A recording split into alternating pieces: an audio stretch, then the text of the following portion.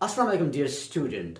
आज के इस लेक्चर में हम cos x फंक्शन के ग्राफ के बारे में स्टडी करेंगे। स्टूडेंट, हमारे पास मैंने यहाँ पे 3 डिफरेंट फंक्शंस लिखे हैं, लेकिन तीनों की तीनों cos के फंक्शन है। फर्स्ट मैंने लिखे student y is equal to cos x, y is equal to 1 plus cos x, and third जो मैंने लिखा है student y is equal to cos x minus 1। मैं 0 से लेके 2 पाई तक अगर इनका ग्राफ ड्रा करना चाहूंगा और अगर cos के साथ प्लस माइनस में कांस्टेंट आ जाए तो उसके रेंज पे और ग्राफ के ऊपर क्या असर पड़ेगा। अगर स्टूडेंट मैं y is equal to cos x की बात करूं तो y is equal to cos x का जो ग्राफ बनेगा, जो आम हमारे पास जो नॉर्मल ग्राफ होते हैं cos x का, देखिए स्टूडेंट हमारे पास जो नॉर्मल ग्राफ होते हैं जो cos x होता है, इसका जो हमारे पास रेंज होता है कि -1 is less than or equal to x and x is less than or equal to 1। इसी तरह की फंक्शन की जो मैक्सिमम कीमत है वो 1 आ सकती है और मिनिमम कीमत -1 आ सकती है। अगर मैं इसका ग्राफ ड्रा करना चाहूं स्टूडेंट तो cos का 0 पे हमें क्या देता है स्टूडेंट 1 देता है।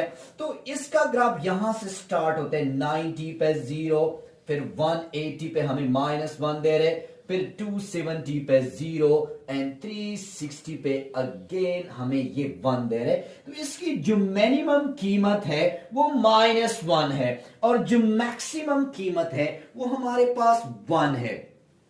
लेकिन अगर मेरे पास, देखिए ये तो नॉर्मल फंक्शन है, लेकिन अगर cos के साथ मैं कांस्टेंट मतलब +1 लिख लूं तो इसके रेंज पे और आया उसके ग्राफ पे क्या असर पड़ेगा।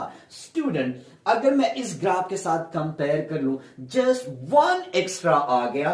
अब अगर cos 0 पे 1 होते हैं और 1 + 1 तो ग्राफ स्टार्ट हो जाएगा बच्चे 2 से।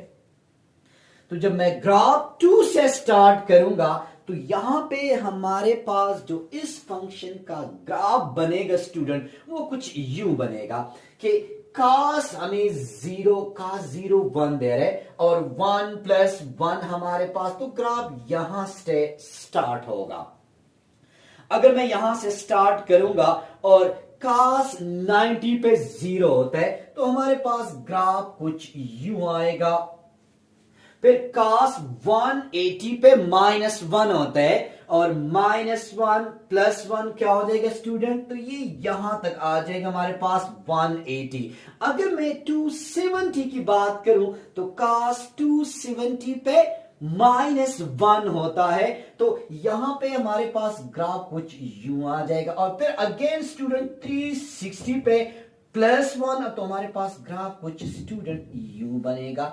तो देखिए स्टूडेंट अब इस तरह ग्राफ मुकम्मल हमारे पास यहां से ऊपर शिफ्ट हो गया, लेकिन इस ग्राफ की जो मिनिमम कीमत है, मैक्सिमम कीमत यहां पे स्टूडेंट क्या आ सकती है 2 आ सकती है एंड मिनिमम कीमत हमारे पास y की 0 आ सकती है। तो अगर मैं इसकी रेंज की बात करूं तो इस फंक्शन की जो मिनिमम कीमत है वो हमारे पास 0 आ सकती है एंड मैक्सिमम कीमत स्टूडेंट हमारे पास आ सकती है 2।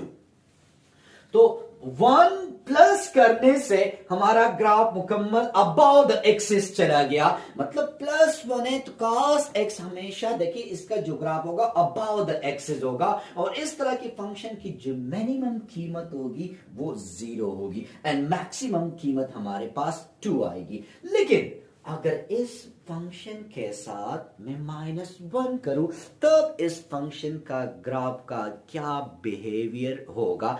अगर स्टूडेंट मैं -1 की बात करूं तो अगर cos 0 पे क्या होते हैं स्टूडेंट +1, +1 -1। तो स्टूडेंट ग्राफ यहां से स्टार्ट होगा और cos 90 पे 0, तो ये ग्राफ यहां तक आ जाएगा स्टूडेंट। फिर 180 पे हमारे पास स्टूडेंट ये हमारे पास होता है 180 पे cos -1 होते हैं और ये -1, तो ये ग्राफ मेरे पास कुछ यूं आएगा यहां तक।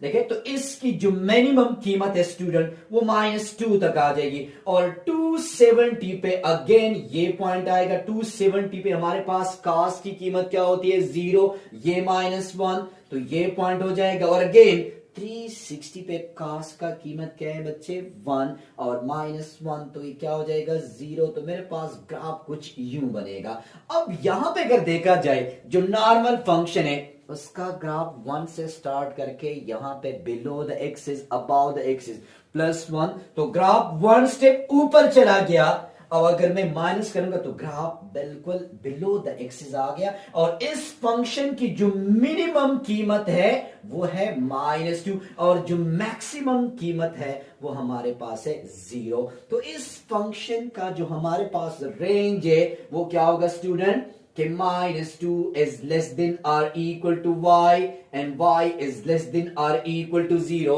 तो इस फंक्शन की जो मिनिमम कीमत -2, मैक्सिमम कीमत 0। अगर इस तरह इस फंक्शन की बात करूं तो इसकी जो मिनिमम कीमत है 0 is less than or equal to y and y is less than or equal to 2। अगर इस तरह के फंक्शन की बात करें स्टूडेंट, सॉरी ये मेरे पास y है, तो -1 इसकी मैक्सिमम कीमत 1 एंड मिनिमम कीमत -1।